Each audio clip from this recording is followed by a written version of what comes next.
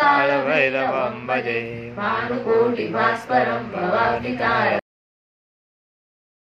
सितार्थदायकं त्रिलोचनं कालकालमम्बुजाक्षमक्षशूलमक्षरं काशिकापुरादिनाथ कालभैरवं भजे शूलकङ्कपाशदण्डपाणिमादिधारणं श्यामकायमादिदेवमक्षरं निरामयं भीमविक्रमं प्रभुं विचित्रताण्डवं प्रियं काशिकापुरादिनाथ कालभैरवं भजे भुक्तिमुक्तिदायकं प्रशस्तचारुविग्रहं भक्तवत्सलं श्रीमत्समस्तलोकविग्रहं विनिक्वनं मनोज्ञहेम किङ्किणीरसङ्कटिं काशिकापुरादिनाथ कालभैरवं भजे धर्मसेतुपालकम् अधर्ममार्गनाशकं कर्मपाशमोचकं सुशर्मदायकं विभुं स्वर्णवर्णशेषपाशशोभिताङ्गमण्डलं काशिकापुरादिनाथ कालभैरवं भजे रत्नपादुका प्रभाविरामपादयुग्मकं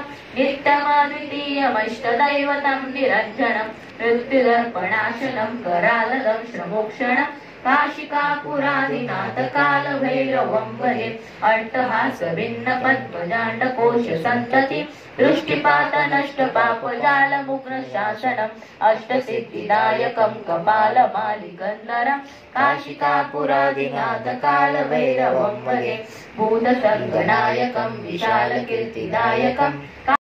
शोकपुण्यपापशोधकं विभुं नीतिमार्गकोविदं पुरातनं जगत्पतिं काशिकापुरादिनाथ कालभैरवं भजे कालभैरवाष्टकं पठन्ति ये मनोहरं ज्ञानमुक्तिसाधनं विचित्रपुण्यवर्धनं